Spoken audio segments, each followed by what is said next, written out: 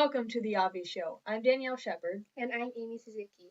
A rising issue nowadays is protection of LGBT rights, as in lesbian, gay, bisexual, and transgender rights. Why anyone would claim that is any more unconstitutional to ban gay marriage than to ban interracial marriage, I don't understand.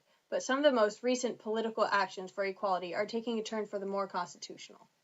In response to discrimination against LGBT in the workplace, Obama signed an executive order on July 21st that basically added sexual orientation and sexual identity to the list of things that federal contractors may not discriminate against.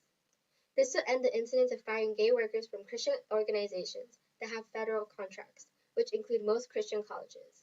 It might even mean that Christian colleges will not be allowed to expel LGBT students. Not surprisingly, some religious organizations and people have protested that this is a violation of their religious freedom, and that there must be a religious exemption. Now, correct me if I'm wrong, but I'm pretty sure that the First Amendment gives us the freedom to believe whatever religious belief we want, express what we believe, and assemble ourselves. That's right. So nowhere in there did it say that it gave anyone the right to discriminate other human beings because of our religious belief. Like, if the principal of a private college just happened to be a KKK member, and he wanted to fire all the black teachers and expel all the black students, the Constitution wouldn't allow that. No, it would not. Thank you for clearing that up for me. Now back to Executive Order 11478 and 11246. In response to the recent amendments, Peter Sprague, Senior Fellow of Policy Studies at the Family Research Council, states that religious organizations will be unable to operate in accordance with their faith, and that the mask is coming off the homosexual movement's agenda. They really do not believe in religious liberty. They want forced affirmation of homosexual and transgender conduct to trump every other consideration in the workplace, including religious liberty. Isn't that assumptuous? Other Christians hold this view too, including the makers of TrueTolerance.org, who accuse efforts of reducing bullying of LGBT of being a plan to make children gay. For one, equality is a right, not a plan to destroy religion. In fact, there are many Christian homosexuals who would like to take part in Christian organizations and the betterment of the world. And if some evil agenda of demoralization really was such a threat, why don't these agencies and schools just stop working for the federal government? Because it's a big moneymaker. So if they are more concerned with making bank off of taxpayers' money than keeping LGBT from infiltrating their organizations, it must not be such a tearing religious burden anyways. Plus, when I went to Sunday school, we learned that we should encourage each other and that no one but God had the right to judge anyone. Christians are told to come together in community and in shared faith. So why would LGBT Christians be left out of that, especially since many Christians claim that all sin is equal in the eyes of God? And according to this belief, homosexuality is just as bad as premarital sex or lying. In most cases, people who do one of those things isn't cast out by the Christian community.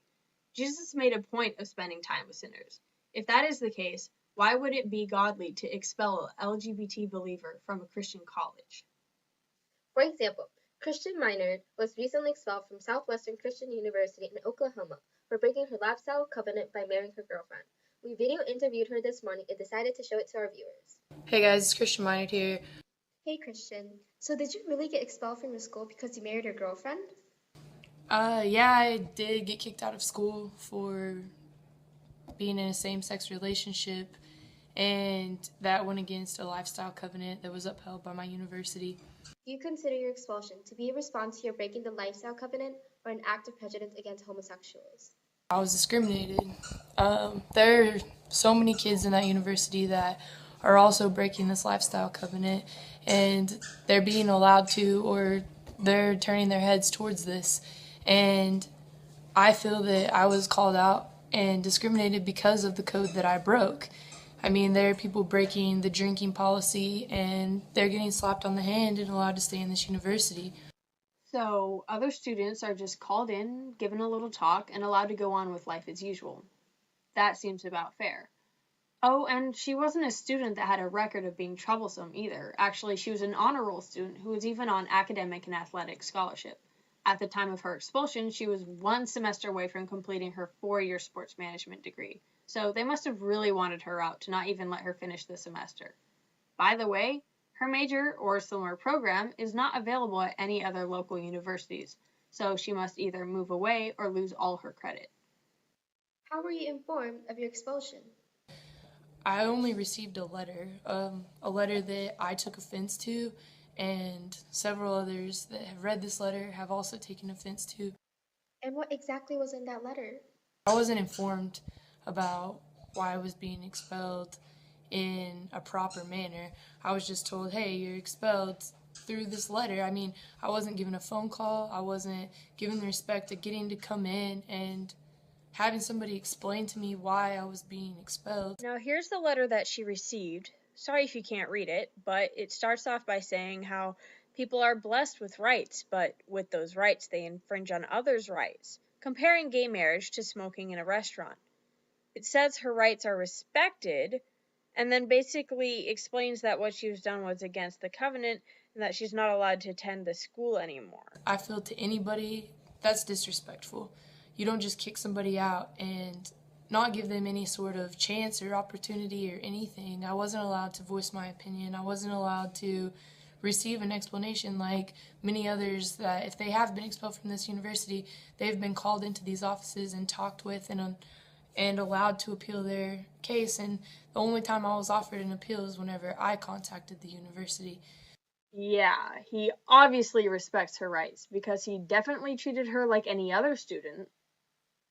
Also, I'd like to point out that the International Pentecostal Holiness Church, which the college is affiliated with, states in its covenant, "We will watch over one another with brotherly love and kindness, not that we may have whereof to accuse our brother, but that we may with meekness correct each other's faults. We will abstain from frivolous conversations, such as taking up a reproach against anyone, especially our brother." Christians should be treated this way. Do you personally feel that what you did is just as bad as the other violations of the lifestyle covenant? There are several things in this code of conduct, such as drinking and smoking and tobacco use and all of this stuff that they compare that to homosexuality. I feel that those are choices. Being gay is not a choice. I'm choosing to love somebody and spend the rest of my life with someone, and I'm being punished for that. And I do not feel that that's fair, and I do not feel that they should be even close to being in the same category. Since she mentioned in the interview that she had no choice, I should address the opposing belief that being gay is a choice with this lovely cartoon. If the mere fact of being gay is not a conscious choice, it should not be punished as an offensive and perverted disobedience. Christians should have been allowed to continue her studies at Southwestern Christian University in the comfort of being among other Christians who love God as much as she does. She is so devoted to Christianity that she actually changed her name from her original name Bethany to her current name Christian. Hopefully by now, anyone will agree that here in the U.S., people like Christian Minard should not be discriminated and put into situations like this, or at least that if it is allowed to happen, it should not be funded by taxpayers' money. I know I don't want my money used to discriminate anyone. So, Christian, why did you decide that you wanted this interview to air on your show? To make people aware that discrimination is still very much alive, and to make people aware that discriminating does affect others.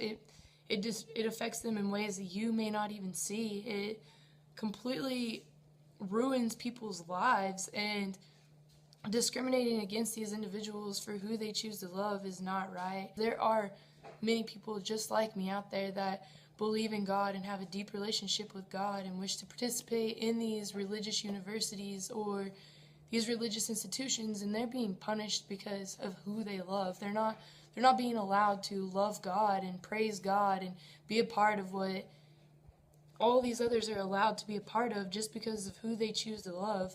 And that's why I chose to speak out, is because I feel that even if you are homosexual, that you should still be allowed to believe in God and worship God just the same as these other individuals. I appreciate you guys for taking your time to watch this. Thanks for letting me interview you, Christian. This is the obvious show. Thanks for watching. Have a good night.